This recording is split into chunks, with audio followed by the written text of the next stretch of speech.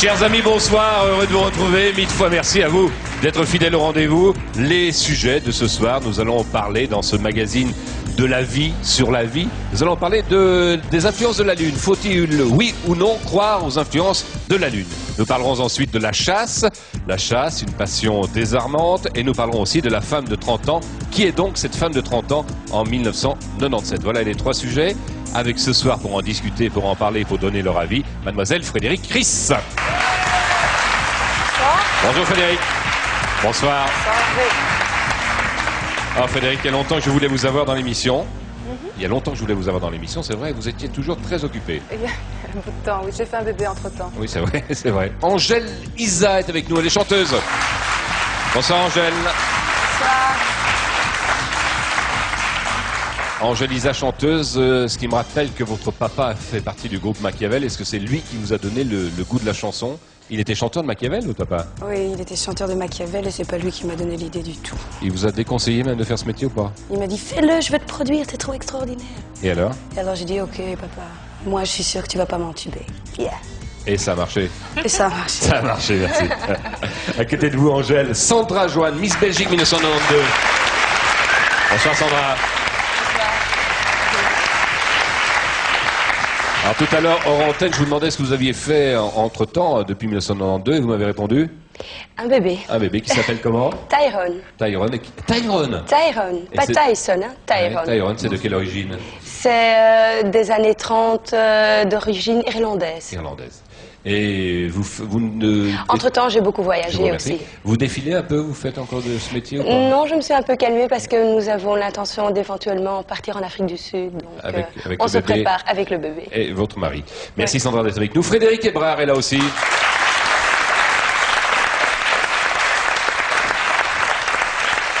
Bonsoir Frédéric. Bonsoir. Je vous remercie d'être là avec nous ce soir. Je sais que vous avez beaucoup travaillé de la journée car vous faites la promotion de votre livre, Le Grand Battre, qui est aussi une série chez nos confrères de la RTBF et à France 2. Le Grand Battre, c'est votre quantième série, cher Frédéric. Oh, ça doit être la 5e à peu près. Après le Château des Oliviers, La Demoiselle d'Avignon, Le Mari de l'Ambassadeur, Ah et puis... oui, comment ne pas épouser un milliardaire? C'est vrai aussi. Votre mari, Louis-Vel, va bien? Oui, il n'est pas milliardaire, mais il va très bien. Il va très bien. Et vous me le disiez tout à l'heure, 48 ans d'amour fou avec Louis-Vel. Non, c'est parce que vous m'avez posé la question. J'arrive pas chez les gens en disant 48 ans d'amour avec Louis Vel, parce que quand même... Vous ne le dites jamais, ça, Frédéric? Regardez-moi, dans les yeux. Ah, mais je peux vous le dire parce qu'on en parle. Oui. Mais je mets pas la conversation sur le Bien tapis. sûr. Frédéric Hébrard, merci d'être avec nous. À côté de vous, Martine Crèvecoeur, journaliste à Flair.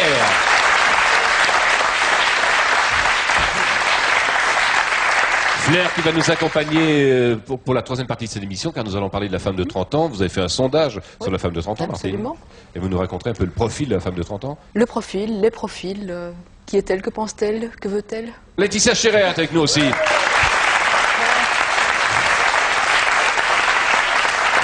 Mannequin. Bonsoir. Vous avez travaillé longtemps avec Jean-Louis Chéret, votre papa? Oui, tout à Ouais. fait, pendant 5 ans. 5 ans. Maintenant, vous avez abandonné un peu le mannequinat, comme on dit, Tout à pour fait. pour vous occuper des animaux, la protection des animaux. Voilà, je l'ai toujours fait et en fait, là, je me consacre de plus en plus et je me prépare à écrire un livre aussi, j'espère avant Noël, et qui regroupe un peu tout ce que j'ai fait dans le passé. Et comme on n'a pas le temps, voilà. La question, Brigitte Bardot et vous, c'est le même combat ou pas? Brigitte Bardot, je la respecte bien sûr sur le Dans point son de combat, vue des ouais. animaux. D'accord. Oui, elle a fait beaucoup et bien sûr. Sur le point de vue des animaux. Des animaux. D'accord. Monsieur Éric Thomas est avec nous. Vieil humoriste français. Sous l'occupation déjà, vous officiez, Éric Thomas. Ça fait combien d'années que vous êtes dans le métier, Éric? Je suis arrivé en 23. 23. Vous avez été comique troupier avec Ouvrard. J'étais absolument. Vous avez commencé par un numéro de Pétomanie, d'ailleurs fabuleux. Non. Ah, non, non, c'était C'était pas pas vous, moi. ça? Non, non. C'était non, qui? non.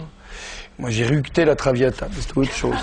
C'était une belle période de votre vie aussi. Absolument, très très belle période. Que je ne renie en aucun cas, hein, jusqu'à Etretat en 22. Avec Frédéric. Gilles Simon, Frédéric, enfin on n'en parlera pas. D'accord. Merci beaucoup, Éric Thomas. Il n'y a pas de quoi. C'était vraiment d'actualité, en plus ça me fait plaisir. Les mystères de la Lune. Henri Prémont est avec nous. Les influences de la Lune. Il a écrit ce livre Il y a quelques années, ce livre vient de ressortir, revu et augmenté. Il est toujours en vente et j'espère que vous le lirez tous parce que la Lune, c'est un sujet formidable. Vous dites bien les choses. Marc, vous connaissez Marc Strel? C'est la première fois que je le vois. Oui, oui. Coureur cycliste. Marc, merci d'être avec nous.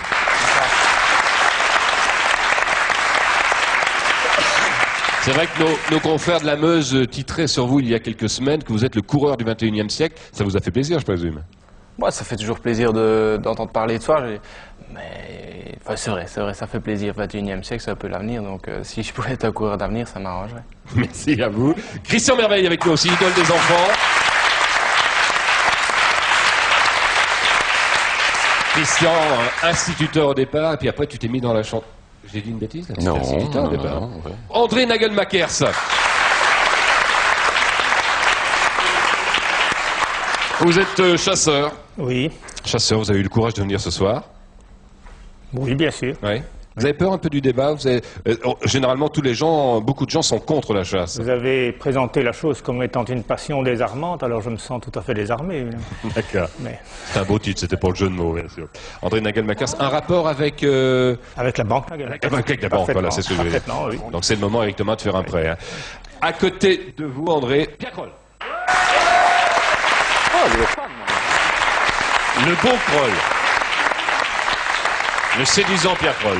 Chaque fois que tu viens dans l'émission, on m'écrit, on me dit Pierre est là, est-ce que je peux avoir son adresse, etc. C'est vrai que tu as un charme fou, Pierre.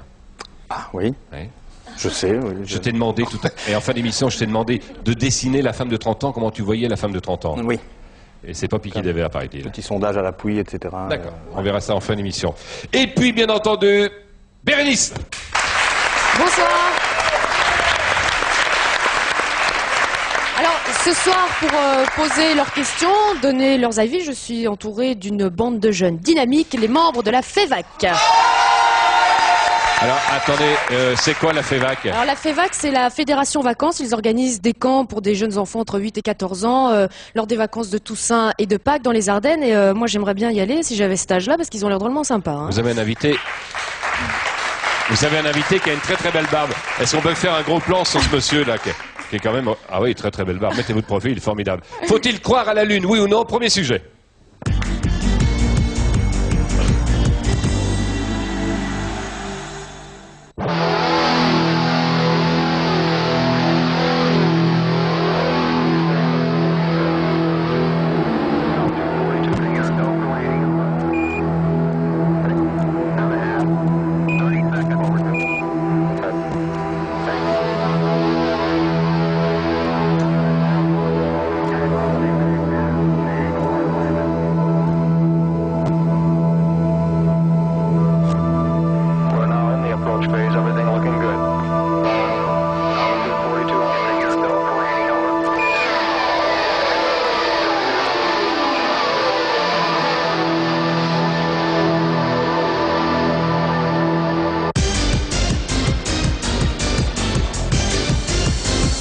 Chers amis, s'il y avait une autoroute qui puisse nous conduire à la Lune, sachez qu'à 120 km/h, eh bien, il faudrait 4 mois et demi pour atteindre la Lune. J'ai lu ça dans votre bouquin, notamment, Henri Prémont. Oui, absolument. Elle est entre 360 000 et 405 000 kilomètres. C'est vous dire que c'est une belle distance. Alors, cette belle Lune pèse en fait 81 milliards de tonnes.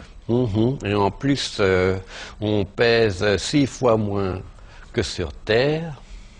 Et elle est 50 fois plus petite que la Terre. C'est tout à fait remarquable comme astre, évidemment. C'est un petit astre, en fait. C'est un petit astre, effectivement. Alors, mystère, intuition de la Lune, vous y croyez très fort, puisque vous avez écrit ce bouquin remarquable sur la Lune et ses mystères. Qu'est-ce qui vous impressionne plus sur la Lune, de la Lune plus exactement, l'influence de la Lune? Quelle est celle qui vous influence le plus et qui vous passionne le plus? Mais disons que la Lune, c'est une inspiratrice extraordinaire pour les poètes. Ouais. Parce que, vous savez, au point de vue sentimental, quand on est romantique, c'est parce qu'on aime la Lune. Alors forcément, on est tout de suite intéressé et la poésie, la littérature, tout ça, c'est rempli de Lune. Mais ceci dit, il est évident que la Lune en elle-même a des influences. Dans mon livre, j'avais fait une interview de prestidigitateur José Duchamp. Vous savez qu'il faut toujours signer un contrat en période de lune montante. Quand on coupe les cheveux en période de lune montante, ils poussent beaucoup mieux. C'est quoi la lune montante exactement? Plus beaux. Eh bien, c'est quand elle va donc de la nouvelle lune quand elle est noire jusqu'à la pleine lune quand elle est complètement illuminée. Et là, il ne faut pas se couper les cheveux. Si, il faut se couper les cheveux à ce moment-là. Oui. Est-ce qu'elle influence votre vie personnelle, la lune, Frédéric Eboué? Oh, probablement, oui. Mais patiemment. Quand les marées bougent, elles bougent avec la lune. Les cheveux, les ongles, tout ça, on a une influence. Les musulmanes vont prendre leur bain pour effacer leur lune. On dit ça pudiquement. C'est très joli. Un commentaire, Eric Thomas, sur les musulmanes qui effacent leur lune? Comment? Est-ce que vous faites un commentaire sur les musulmanes qui effacent leur lune, non? Elles font ce qu'elles veulent. Ouais. Vous savez que vous êtes dans la lune depuis le début de cette émission, vous, hein? Aussi, hein, Thomas. Non, mais... Les réactions humaines sont en effet bizarres les jours de pleine lune, les nuits de pleine lune. Oui, absolument. Mais il y a aussi des aspects positifs parce que dans les maternités, par exemple, tout le monde le sait, il y a beaucoup plus de naissances en période de pleine lune. C'est vous qui le dites, hein? Non, ça n'a pas été prouvé, ça. Ça, c'est la vérité. Moi, je sais que... Le gynécologue est avec nous, Eric Thomas, oui. Il est vrai que moi, mon fils, il devait naître dans les 3 jours. Il y a eu la pleine lune, et donc elle était accouchée beaucoup plus tôt que prévu, de par la pleine lune. Mais là, je pense que ça a influé. C'est vrai que c'était bourré la maternité. La veille, il n'y avait personne, et là, tout le monde était là. C'est la pleine lune. Oh, il y en avait partout. Il y avait plein de bébés. Du reste, moi, je l'ai suivi parce que je voulais pas le perdre, parce que je me suis dit, on ne sait jamais. Non, c'est vrai. Mais c'est vrai. Vous me disiez tout à l'heure hors antenne que à Lima, par exemple... Oui. Vous vous rappelez tous probablement que il y a à peu près 3 mois de ça, il y a eu cette fameuse prise d'otage, la libération des otages de Lima. Eh bien, figurez-vous que j'ai constaté que l'attaque pour libérer les otages s'est faite exactement à l'heure du maximum de la pleine lune. Personne ne l'a mentionné dans les médias et je trouve ça remarquable. Peut-être qu'un sorcier quelque part a dû être consulté du côté du Pérou. Henri, nous avons retrouvé quelques événements, justement des accidents de la pleine lune. Regardez plutôt. Oui. 20 janvier 81, Paris. 2 rames de RER rentrent en collision à la station Aubert. 8 février 82, Tokyo. 32 morts dans l'incendie de l'hôtel New Japan.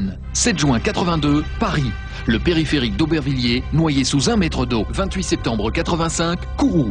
Échec du 15e lancement de la fusée Ariane. 27 décembre 85, Rome-Vienne. Attentat meurtrier dans les aéroports. 16 morts, 115 blessés. 17 novembre 88, France. Assassinat de Georges Besse par action directe. 2 février 88, France. Le TGV Lyon-Grenoble déraille à 150 km/h. 18 juillet 89, France. Les versets sataniques de Salman Rushdie sont mis en vente. 17 janvier 1973, France. Pleine lune.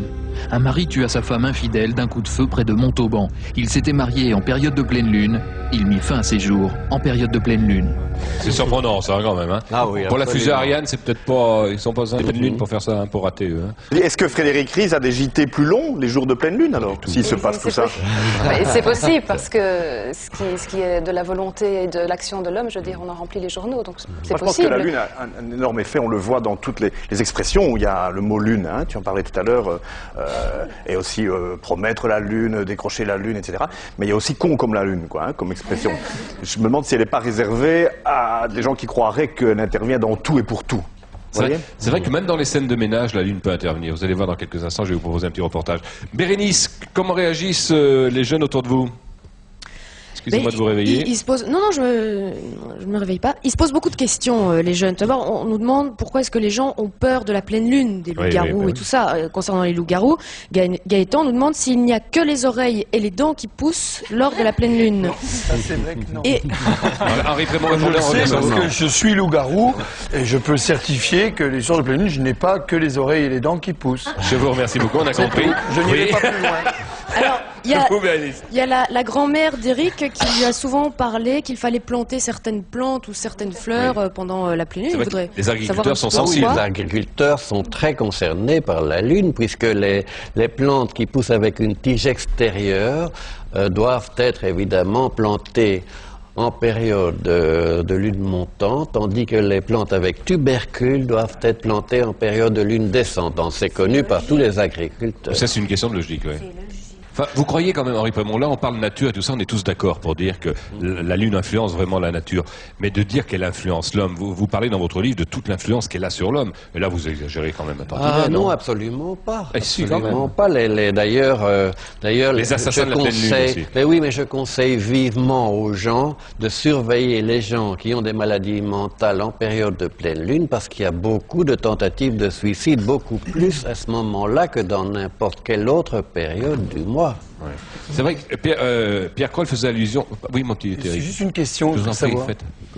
Jacques Léventreur, est-ce qu'il a uniquement sévi les soirs de pleine lune? C'est ce qu'on dit. Et aussi l'étrangleur de Boston, je crois, c'est ce qu'on disait. Pardon?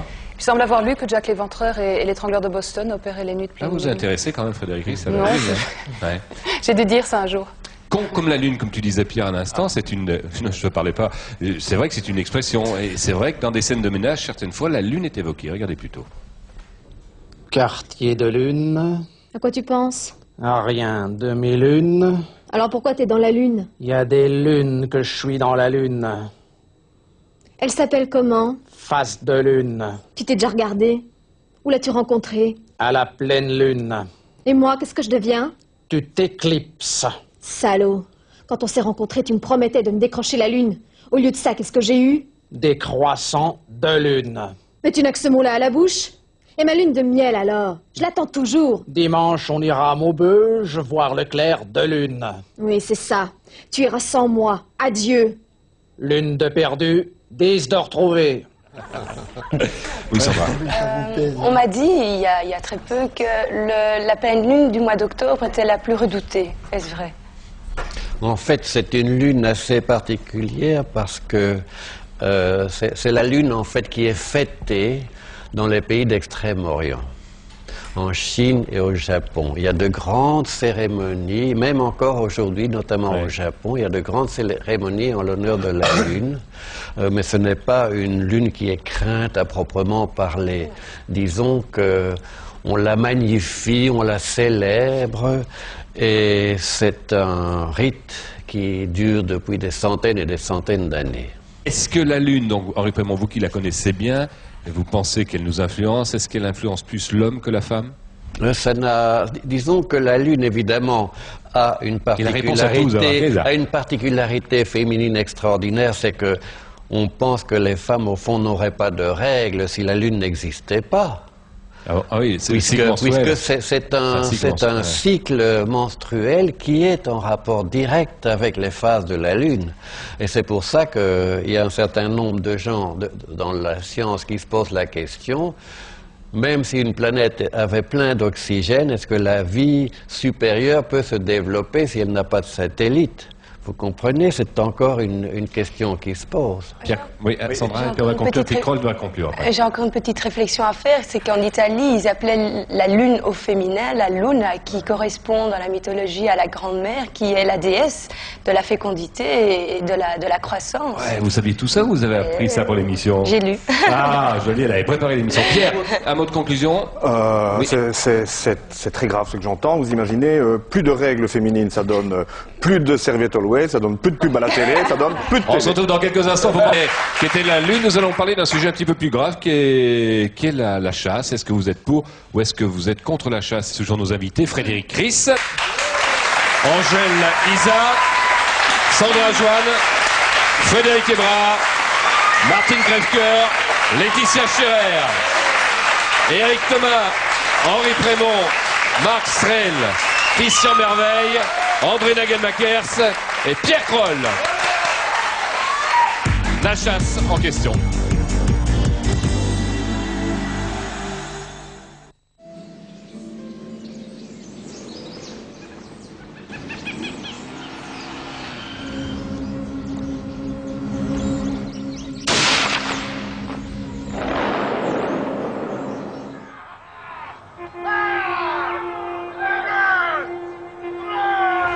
En ce qui concerne les cervidés, pour ce matin, je redonnerai d'autres instructions cet après-midi. Vous avez tir libre sur biche et faon, mais bien entendu en commençant par le faon avant de tirer la biche. pouvez également tirer les renards et les lièvres sont interdits à balle. Combien d'animaux avez-vous déjà atterré? Sur quelle période? Cette année, par exemple. Cette année, bon, on a eu peut-être un peu moins de temps parce que, bon, vu les occupations professionnelles. Mais je vous dirais, depuis cette année, 150.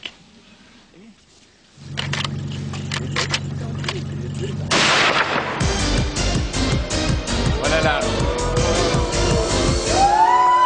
Alors le public était tout à fait faible tout à l'heure sur la Lune, mais pour la chasse, c'est vrai que ça déclenche toujours des passions. Je pense, Laetitia Chéret, enfin le petit reportage qu'on vient de voir, vous devez être un petit peu révolté, non? Moi je trouve ça scandaleux, mais c'est ce que je pense. Il y a en Europe 6 millions de chasseurs, je pense encore qu'il reste. On n'est plus autant des hommes des cavernes où il était nécessaire de chasser pour se vêtir et se nourrir. Ils chassaient avec une fléchette et ça faisait pas de mal à l'écologie. Il y a 1 600 000 chasseurs en France encore. La France est honteuse de ce point de vue-là, comparée à l'Europe, à la réglementation et tout ça. On respecte rien. Il y a 2-3 jours, il y a eu 2 morts. La chasse cause en France 30 morts par an. Combien de blessés, combien d'animaux domestiques tués, parce que c'est normalement aussi le cas. Ils tirent même sur des vaches, sur des chevaux, sur des chiens, sur des chats. Enfin, c'est un peu n'importe quoi. Bon, alors, bien entendu, je vous demande d'être poli et de ne pas huer notre ami qui est là, André Nagelmakers, qui représente les chasseurs. Qui est chasseur, c'était pas facile d'avoir quelqu'un comme invité pour parler de ce métier. Alors, quelle est la différence, André Nagelmakers, entre un acte de chasse et un assassinat, pour vous? Il y a une différence certaine, et effectivement, je puis vous dire que certains chasseurs commettent de véritables assassinats. Tout dépend de la façon dont on chasse. Et je crois que la première chose à dire, c'est que tuer dans l'acte de chasse, c'est vraiment la dernière action. Mais la chasse commence bien longtemps avant. Je m'excuse beaucoup, madame. Moi aussi, je m'excuse beaucoup, madame, mais cesser la chasse est négatif. Parce que l'homme a détruit la nature. L'homme a détruit progressivement la nature. Voyez, tiens, l'exemple des grands incendies en Indonésie pour l'instant, c'est en fait dû, entre autres, à l'homme. Voyez la disparition quasi dramatique de la perdrix en Belgique. Pourquoi? Tout simplement à cause du remembrement agricole, de l'utilisation des pesticides, des fongicides, qui tuent tous les insectes dont se nourrissent les bêtes. Et toutes ces bêtes disparaissent. Que veulent les chasseurs? Les chasseurs replantent les chasseurs cherchent à ramener la vie animale. Quand on achète, excusez-moi, mais quand on achète des lapins de Tchécoslovaquie qui ont été élevés en clapier, on les met dans un domaine de chasse 15 jours avant l'ouverture, et que lorsque les chasseurs arrivent, les lapins, connaissant l'homme, s'approchent d'eux et ils se font descendre, je ne vois pas l'utilité à part le plaisir de tuer, excusez-moi, mais là, d'un point de vue écologique... Vous attaquez tout de suite fort. Attendez, non, parce que c'est quelque chose de... Vous êtes prêt à répondre? Vous êtes prêt à répondre? Je suis tout prêt à répondre. D'abord, ça ne se passe pas en Belgique. Parce qu'en Belgique, c'est interdit. Comment? On le fait avec des faisans en Belgique, c'est la même chose. On lâche des faisans, effectivement, ce qui n'est pas... Non, le lapin... Non, mais sur le principe, André, sur le principe de lâcher des animaux... Alors pour moi, laissez-moi vous dire que ce n'est pas de la chasse. Parlons de chasse, mais ne parlons pas d'assassinat ni de tir. Donc pour vous, il y a 2 types de chasseurs, il y a les bons et les mauvais. Parfaitement. Et pourquoi on ne débusque pas les mauvais alors? Ils s'éliminent tout seuls. Ah, alors Laetitia Chéret, est-ce qu'il y a 2 classes de chasseurs, les bons et les mauvais pour vous ou pas? C'est le non-respect de la vie. Donc pour moi, bon, il y en a, je ne sais pas, ça devrait être par des vétérinaires, fait par des spécialistes, mais ça ne devrait pas être le plaisir de tuer un dimanche matin armé. Ils se disent protecteurs de la nature. Comment on peut retirer la vie de quelqu'un et se dire les protéger et les aimer? J'aimerais poser quand même une question. Est-ce qu'on est avec la passion des chasseurs ou est-ce que c'est dans les gènes parce qu'on était primitifs et qu'avant on tuait les animaux pour manger et survivre? Vous êtes né chasseur? Je suis né chasseur, oui. Je suis né dans une famille de chasseurs, arrière-grand-père, la chasse est une grand-père, tradition, père. on n'est pas chasseur, je crois qu'on est avec des parents chasseurs.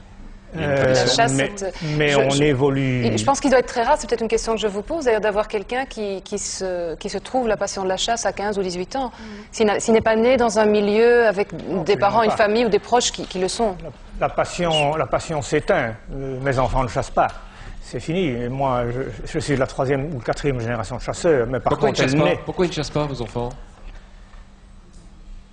Ils admettent parfaitement la chasse, ils ont toujours vécu dedans, mais ils n'ont pas le goût de la chasse, et puis c'est fini. C'est quoi le goût de la chasse? C'est le goût de tuer?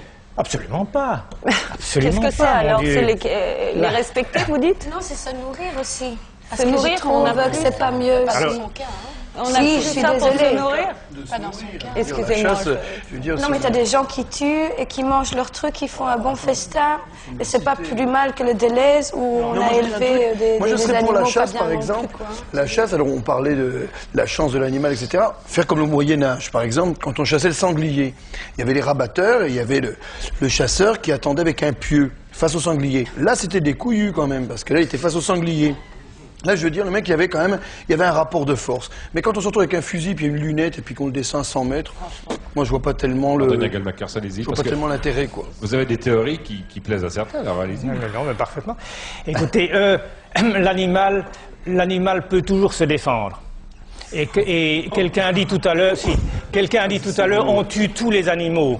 Voilà. Mais absolument pas. Je vous assure que le nombre, heureusement, des caresse. Fort heureusement. Qu'on lui met en dessous, parce qu'on doit quand même le cuire, parce que c'est du mouton, je veux dire, c'est la même chose. Je répète encore que le fait de tuer n'est pas le plaisir du chasseur. En fait, le plaisir du chasseur commence avant, je vous l'ai dit. Du vrai chasseur, là? Oui, du vrai chasseur. Je ne parle pas du chasseur de dimanche qui décroche sa carabine ou son fusil, qui va à la chasse, qui fait pan-pan, et puis qui est très content, boit quelques bières, et puis rentre chez lui. Pour moi, ça, c'est pas de la chasse, ça, c'est pas un chasseur. Je pense qu'il y a quand même une chose, vous savez bien que c'est un grand classique, le débat sur la chasse, il y a toujours les pour, les contre, etc. D'ailleurs, ici, on est un petit peu mal à l'aise parce que ça ressemble un peu à une chasse à cour, il est à peu près tout seul, il n'y a pas beaucoup d'autres. Non, c'est vrai, est-ce qu'il y en a d'autres? À 10 contre 1, nous, on est un peu gênés de le faire. Mais je voudrais quand même dire une chose, c'est qu'il y a deux arguments qui reviennent toujours chez les chasseurs et qui sont très agaçants. C'est que chaque fois, le chasseur que vous avez devant vous, qui doit défendre la chasse, c'est toujours un bon. Les autres, c'est toujours des mauvais. Les pygmées, ils savent pas s'y prendre, les nordistes, c'est des tireurs sportifs, enfin, c'est jamais... Lui, il sait très bien, il chasse très bien, il respecte la nature. S'il n'y avait que lui, le monde serait merveilleux. Tous les autres, c'est des chasseurs complètement stupides. C'est une chose. Et la deuxième, c'est qu'ils n'expliquent jamais leur plaisir de tuer. Dans la façon de se défendre, ils disent eux-mêmes, ce n'est pas important, c'est le dernier truc qui se fait à la fin, c'est le dernier, c'est le machin qui est pas là, ou bien c'est nécessaire. On est obligé de le faire parce que sinon il y aurait plus d'espèces, etc. André. Mais le plaisir qu'ils prennent à le faire, il doit bien exister. Hein. À certains moments.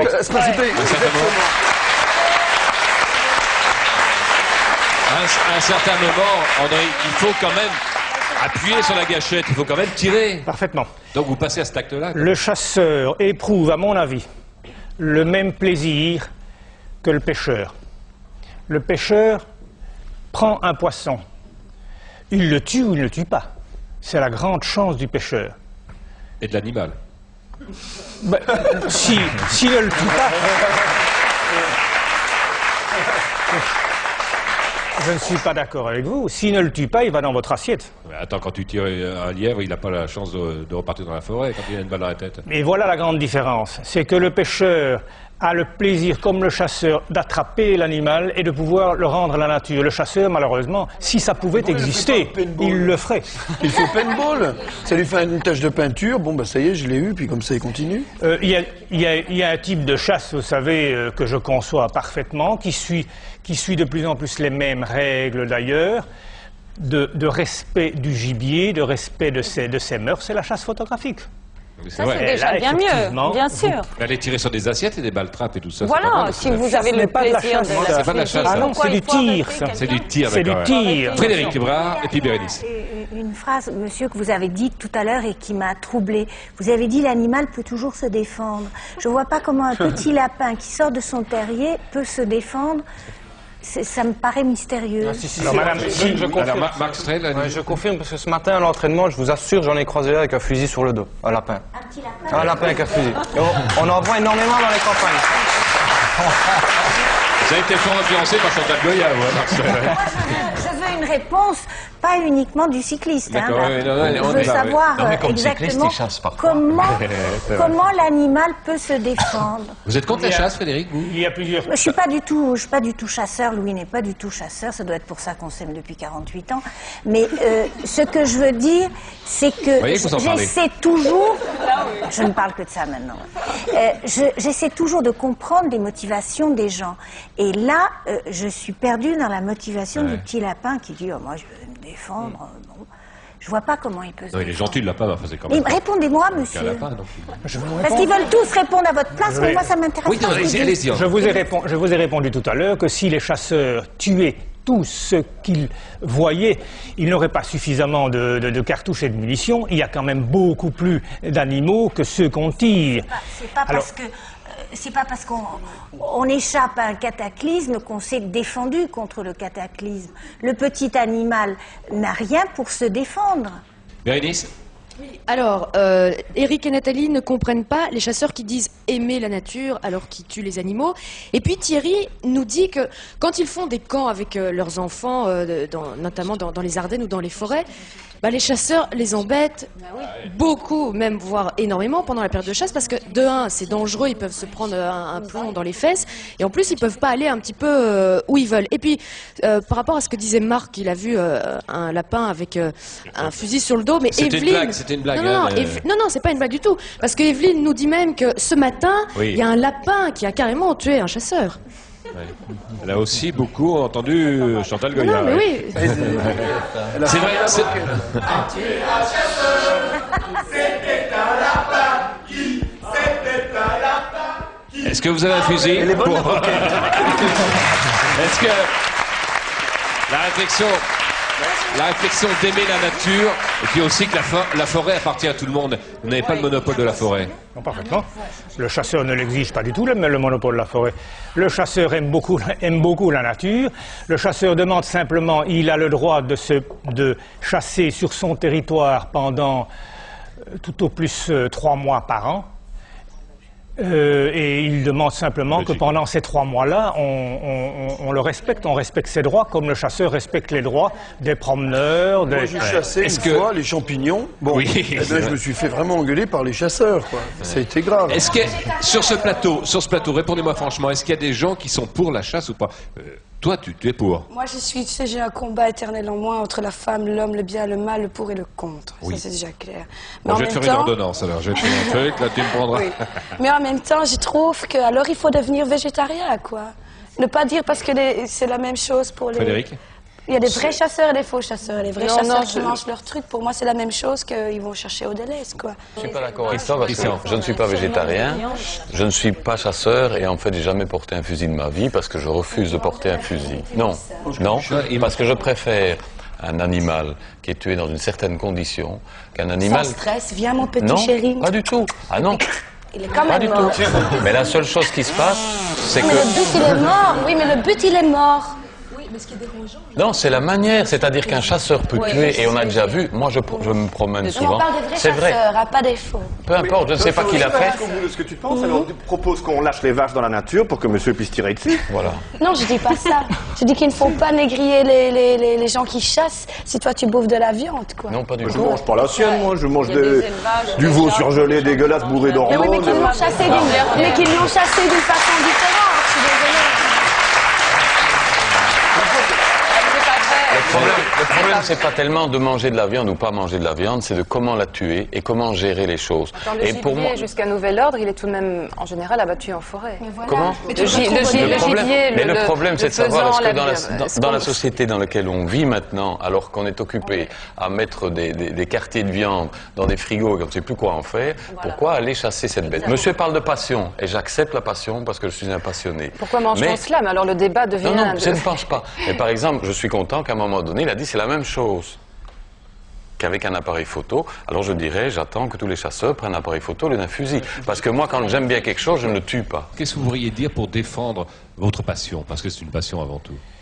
Je voudrais peut-être dire ceci. J'ai invité les personnes qui sont intéressées à ce problème à venir avec moi assister à l'affût au canard. C'est un spectacle sublime. Au bord d'un étang, voir le coucher de soleil et attendre les canards, c'est absolument sublime. Voir en forêt un animal qui se défend contre les chiens. Avoir le plaisir de le regarder, même passer à côté de soi, si c'est une chèvre par exemple, une chevrette, eh bien éviter de la tirer. Le chasseur ne tire... C'est monstrueux, la ligne c'est monstrueux. Non. La chasse vraiment que je réfléchis, c'est vraiment la chasse à court. Il n'y a rien de plus abominable que la chasse à court. D'emmener l'animal jusqu'à la lalie, jusqu'à l'épuisement, qu'il soit meurtri par les chiens. Alors là, c'est encore pire qu'avec un film. C'est vraiment le... Vous avez éveillé une image qui était intolérable. C'était celle de la chevrette se défendant contre les chiens. J'adore les chiens, j'adore les chevrettes. Et l'idée qu'on puisse venir vous suivre dans la forêt pour voir ça, moi je me souviens, mon père m'a emmené à la chasse quand j'avais 9 ans. Et j'ai vu sortir un lapin, il y avait le chien, et j'ai regardé mon père, j'ai regardé le chien, je me suis dit c'est pas possible. Et au moment où il a voulu tirer, j'ai fait ça. Et il m'a dit, tu rentres à la maison. Et je suis rentrée à la maison et je suis plus jamais allée à la chasse. Mais j'admets très bien qu'on chasse, parce que c'est vrai qu'il y a des gens qui chassent d'une façon humaine et raisonnable. C'est quoi ça?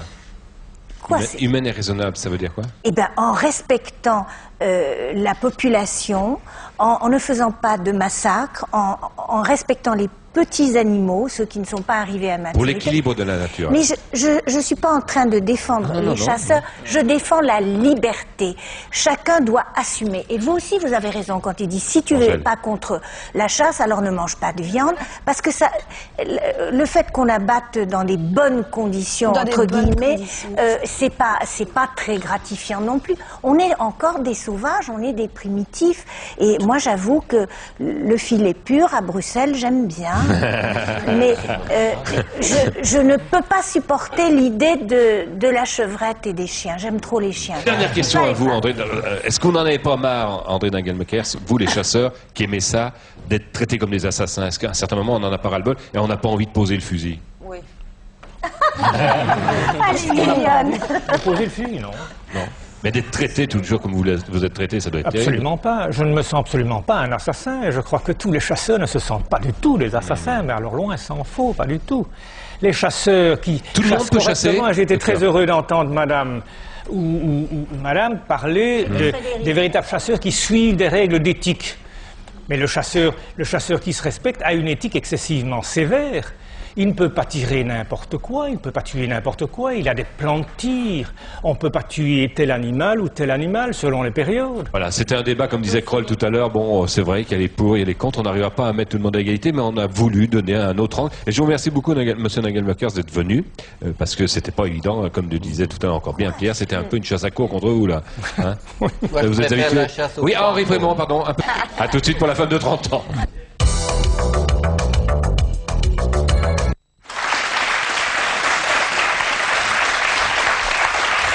Retour sur le plateau.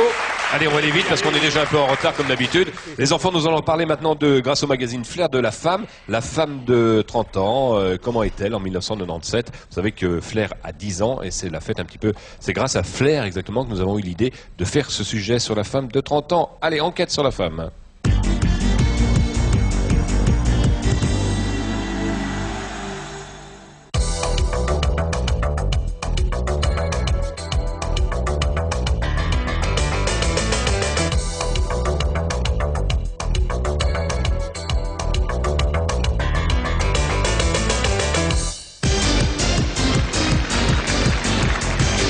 Alors, est-ce que vous aimez les femmes de 30 ans, messieurs? Par exemple, toi, mon petit... J'aime bien les femmes. Ouais. Est-ce qu'il y a un âge qui t'attire plus qu'un autre? Non, pas spécialement, mais... Pas avoir d'ennui, toi, hein, tout d'un coup. Non, il y a 6 femmes là. Disons que... Oui, quand sois franc comme pour la chasse. Disons que l'âge, elles sont différentes selon l'âge. Bon, il y a une évolution, c'est sûr. Mais disons que, oui, les femmes de 30 ans, c'est pas mal. Ouais. Oui. Qu'est-ce qu'elle a de différent par rapport au... Déjà, elle a 30 ans. Oui.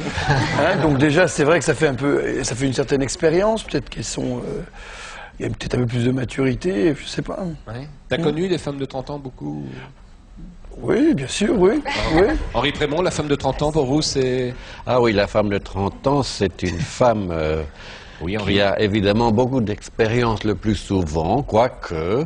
Vous parlez de quoi comme genre d'expérience? Quoique, il y a des femmes de 30 ans qui ont vécu, par exemple, tout le temps avec leurs parents et qui sont toujours de vraies jeunes filles. C'est très curieux. Est-ce que vous en connaissez quelques-unes comme ça? Parce que c'est assez rare, ça, Henri Prémont. J'en ai connu, mais pas à notre époque. Parce que... Absolument. Et si je dis pas à notre époque, c'est parce qu'il y a quelques années de ça, j'ai fait une enquête sur la femme et la virginité. Ah, nous y voilà, oui. Il est coquin quand même, l'homme de la Lune, hein? Un livre qui a été refusé par tous les éditeurs, d'ailleurs. Il est toujours dans mes tiroirs. Ouais. Et vous démontriez quoi? Et je démontrais qu'effectivement, la femme de 30 ans se trouve à une espèce de tournant. Évidemment, à l'époque, la sexualité n'était pas encore aussi répandue que maintenant. Mais si la sexualité était quand même répandue, je veux dire. On ne serait pas là. On ne serait pas là, autrement. Voilà. Mais il nous parle d'un autre temps, là. Oui, c'est ça. Mais oui, mais ça a évolué tellement vite en quelques années de temps, on s'en rend pas compte finalement. Donc la femme de 30 ans que vous avez connue quand vous aviez vous-même 30 ans est totalement différente de la femme de 30 ans de maintenant. Elle est assez différente. Je vous remercie de m'être emballé un peu. Parce que la femme de 30 ans de nos jours, c'est une femme qui a beaucoup plus pris sa vie en main. Elle a travaillé, elle a... Voilà où je voulais vous emmener. Oui, absolument. La femme de 30 ans est différente maintenant. Elle est différente justement par rapport à sa vie professionnelle, par rapport à des critères d'indépendance. Eh ben, je ne savais pas que vous alliez faire aussi long. Voilà. Vous connaissiez aussi bien le sujet que la Lune, hein? Absolument. D'accord. Pierre Kroll, la femme de 30 ans, pour toi, tu l'aimes? Est-ce que c'est un âge que tu apprécies? C'est encore plus ou moins celui de la mienne, alors je ne peux pas dire le contraire, oui. Oui. Ah oui, quand ta femme aura 40 ans, tu apprécieras plus les femmes de 30 ans? On fera un débat sur la femme de 40 ans. Je te remercie beaucoup. Christian Merveille? Moi, je tiens beaucoup à la femme de 30 ans parce qu'en fait, c'est mon public. Parce que la plupart du temps, les mamans ou les papas viennent et c'est des enfants qui ont entre 3 et 8 ans.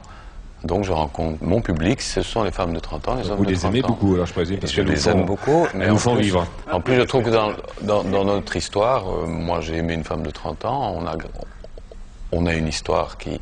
Moi j'aime bien les histoires de personnes qui ont 48 ans, et j'aimerais bien un jour avoir 30 ans, mais avec la même femme. Mais la femme de 30 ans, je la connais bien. C'est très difficile à dire qui est qui. J'ai entendu un tout petit Hervé.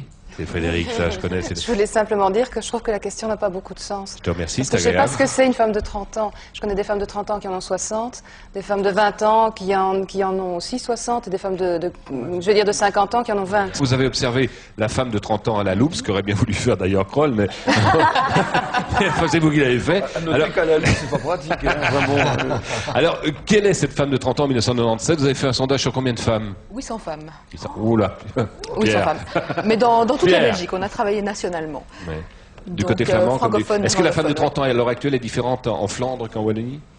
Ah oui, il y a des différences, mais qui ne sont pas fondamentales. Moi, ce que je voulais dire justement, c'est que tout ce que j'ai entendu est vrai, mais ce qui moi m'a le plus frappé, c'est que malgré toutes ces différences et toutes ces manières différentes que la femme peut avoir d'aborder sa vie au quotidien, il y a quand même d'énormes consensus de base qui sont tout à fait transversaux et qui réunissent les femmes quelque part. Et ça, c'est par exemple, un exemple parmi d'autres, la valeur immense qu'elles accordent aux enfants. Donc la valeur de la famille est importante. C'est la valeur de la famille, la valeur de la charité bien ordonnée qui commence par soi-même. Et c'est pas nécessairement égocentrique ou réducteur, parce qu'après vient tout le reste, mais il y a des priorités qui sont vraiment très claires, qui sont bien hiérarchisées dans sa tête. Ce qui veut dire que la femme de 30 ans se marie à 30 ans, la femme elle est mariée à 30 ans, en tout cas, soit elle est mariée, soit elle vit une relation de couple, soit elle a quand même, elle a une expérience de vie commune, elle est déjà dans une vie commune. En regardant votre sondage quand même, le sondage, je me suis rendu compte que 33%, c'est vous qui le dites dans le résultat du sondage, que 33% feraient bien un bébé toute seule. 33% des femmes. Donc les valeurs de la famille sont... Ça c'est le paradoxe. Ah, il y a un paradoxe. Elle a aussi envie de renverser un certain nombre de tabous. Et qu'en fait, c'est un peu une manière de s'affirmer. Bon, on parlait tout à l'heure Tout de même, de nos temps, faire un enfant seul, ce n'est plus... Enfin, je pense que ce n'est toujours pas une chose... Il faut revenir tout doucement à la manière quand même dont la question a été posée. En fait, on a imaginé une situation d'impunité totale. Donc on a demandé aux gens, imaginez que ça n'aurait aucune conséquence sur votre vie, aucun risque encouru, aucune peine légale ou quoi que ce soit encouru. Quelles sont les choses, parmi toute une liste, que vous aurez quand même bien envie de faire? Oui. Elles font et dans sauter cette les tabous, liste, il y avait cela. pas mal de trucs. Il y avait en tout cas, il y avait entre autres de la triche, pure et simple. Alors bon, c'est étonnant ou c'est pas étonnant, mais il y a entre guillemets que 65% des femmes qui tricheraient pour payer moins d'impôts. Alors, moi j'aurais dit 100. Bon. Elles sont en train de se... Il y a 44% des femmes qui rêveraient d'insulter un flic. Oui. C'est pas tellement finalement 44%. Non. Ils sont encore relativement sages. Ouais. Et puis il y en a effectivement 33% qui disent qu'elles feraient bien un enfant toute seule. Il y en a, je crois, à peu près 20% qui prendraient bien un amant. Donc elle voudrait casser... Et 8% qui prendraient bien une amant. Combien pour les... C'est qu'à 30 ans, elle se dit, tiens, j'ai envie d'aller insulter un flic, quoi. Bah, à 30 ans. Non, oui, il y a un facteur déclenchant. De le prendre comme amant. Il y a un facteur Ou de le déclenchant. prendre comme amant. Ou comme amant, toi si c'est une flic. Et de le gifler après. Exactement. Est-ce qu'elle est encore mieux, ça? Fidèle ou pas fidèle, en fait? Très fidèle. Très fidèle. Très fidèle. Valeur importante de la fidélité. Oui, très fidèle. Très fidèle, et en plus, voulant à tout prix... Enfin, soit très heureuse, et tant mieux pour elle, soit voulant à tout prix se dire qu'elle va réussir, elle va y croire, ça va marcher, puisqu'il y en a plus de 80% quand on leur pose la question, qui disent que si c'était à refaire, elle le referait avec le même mec. D'accord. Donc, bravo monsieur. Est-ce qu'elles sont cool avec leur mec, justement? Est-ce qu'elles sont d'accord pour qu'il ait des aventures, par exemple? C'est Kroll qui me posait la question. Alors là, Thomas. en tout cas, les francophones, mais pas du tout. Hein. Très, très, très jalouses, une femme sur deux. Et les flamandes, alors? Nettement moins, curieusement. Ah ouais. Elles ne sont pas jalouses. Ou en tout cas, elles ont un esprit beaucoup plus extraverti. Bon, moi, venant d'Anvers, nous approchons la frontière. Vous êtes donc flamande, Sandra? Je ne suis pas flamande. Mais vous êtes de la frontière.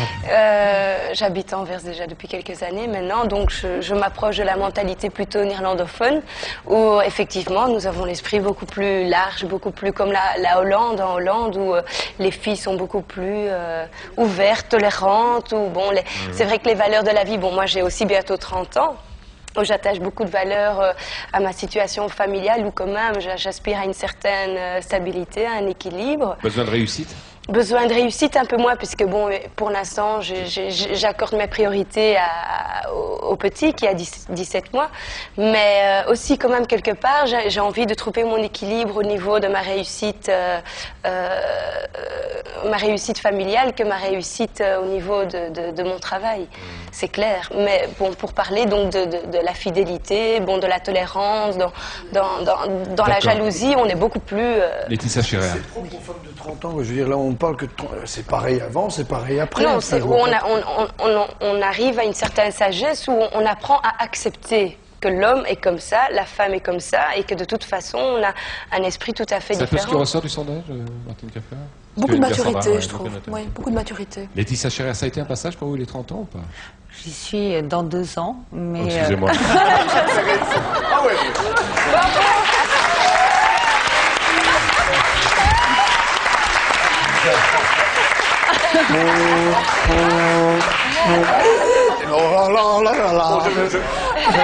Je vais faire diversion. C'est vrai que la différence régionale est très importante. On parlait de la Flandre, etc. Si, parce que pour le moment, il n'y a pas que Flair qui fait ça. Pour le moment, il y a une grande enquête sur la femme de 30 ans dans la région de Mons. Et ils ont déjà trouvé un bras. Pierre, non. Alors, parle.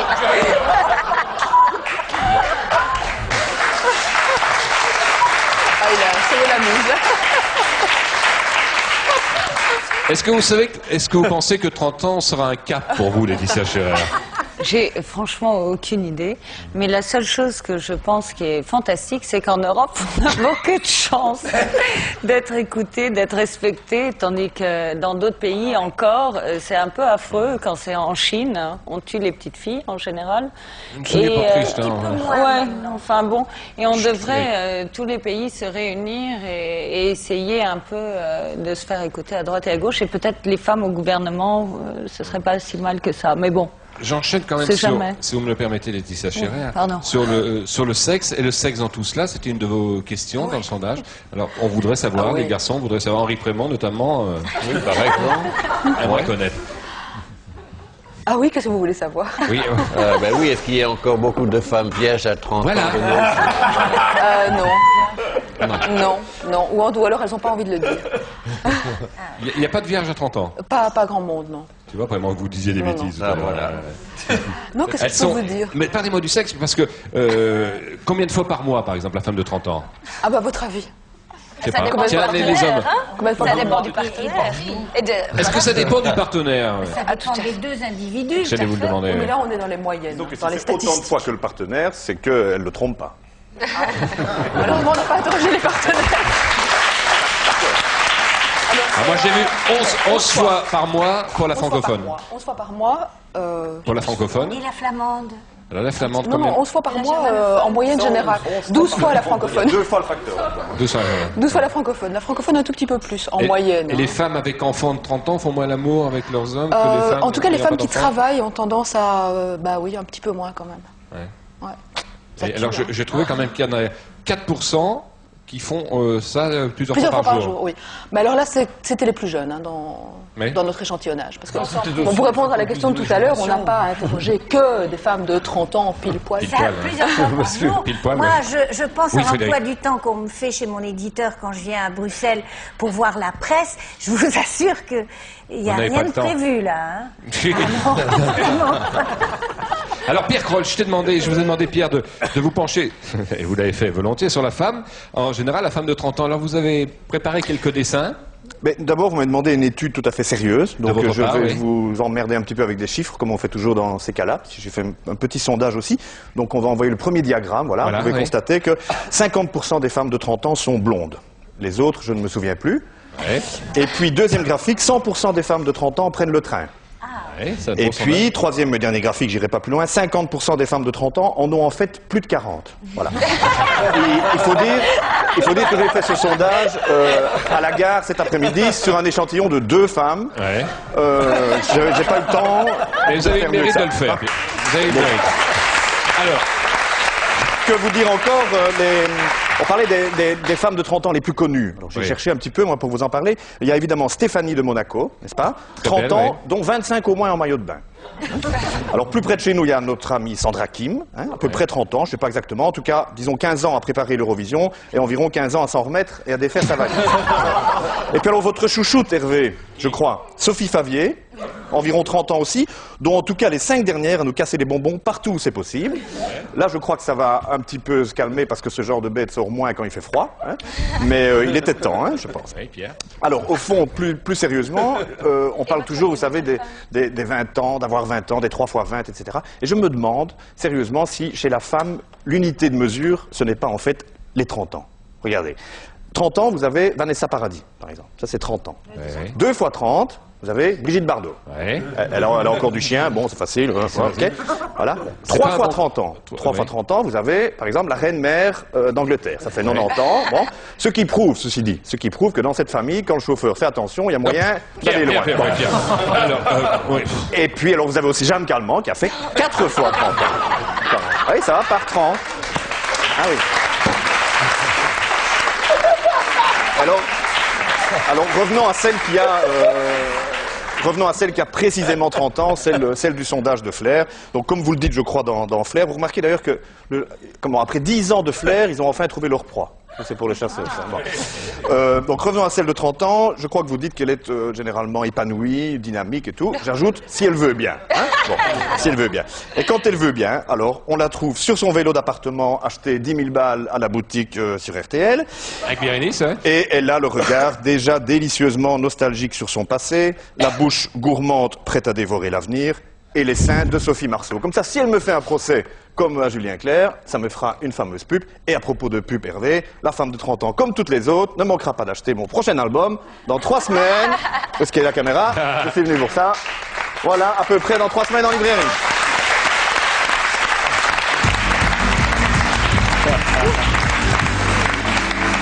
Merci Pierre, merci à tous d'être venus nous voir ce soir. On va faire un peu de promo, je vais rappeler quand même... Non, pas le tien Pierre. Je rappelle le livre de Frédéric Hébrard. Il y a une caméra où ça. Le livre de Frédéric Hébrard, qui était notre invité. Le Grand Battre, qui va faire un carton à mon avis pour les fêtes de fin d'année. Et puis la sortie vidéo, bien entendu, pour les fêtes de fin d'année de tout le feuilleton. Ceux qui ne l'auront pas lu. Le feuilleton, le roman chez Plomb, la sortie vidéo et aller en Camargue voir des courses où on ne tue pas. Vous saluerez bien Louis Bell de notre part. Ça fait combien de temps que vous êtes... Bon, alors, bien entendu, Laetitia Chéret est avec nous. Vous faites un grand défilé à Paris, je crois, le 21 octobre. Le 21 octobre, oui. Qui réunit tous les couturiers qui font pas de fourrure, et ils sont une quinzaine. Et j'espère avoir une personnalité de chaque pays qui le représente, et pour que le message soit mondialement diffusé. On était heureux de vous accueillir. Laetitia. Notre ami Merveille, Christian Merveille, la sortie d'une cassette vidéo. Oui. De ton spectacle? Oui. Il est très calme, Christian. Et puis, un album prochainement, Christian? Dans 1 an. Mais il est prêt, quasi prêt. Ouais, mais il faut encore l'enregistrer. D'accord, bah oui. Très courageux, je le sens.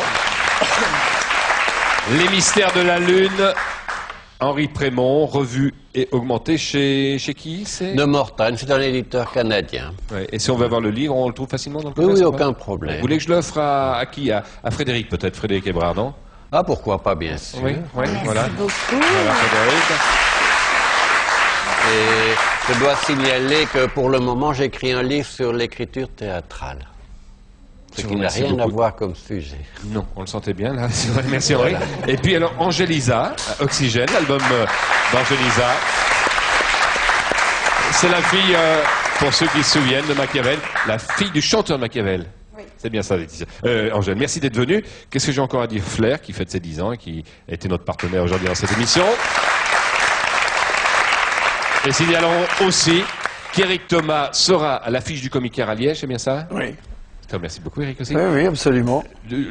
Ah, tu ne te rappelles pas? Non. Non. Alors, au mois de décembre. Dans le mois de décembre, je vais roder mon nouveau spectacle. Ouais. Vous connaissiez Frédéric Ries, Eric? Comment? Vous connaissiez bien Frédéric Ries? En 1916, quand elle connaissait Foch, elle était allée sur la Somme, tout ça, enfin. Etc. C'est un grand moment. Merci à tous de nous avoir suivis, soyez heureux. À jeudi prochain, merci Bérénice.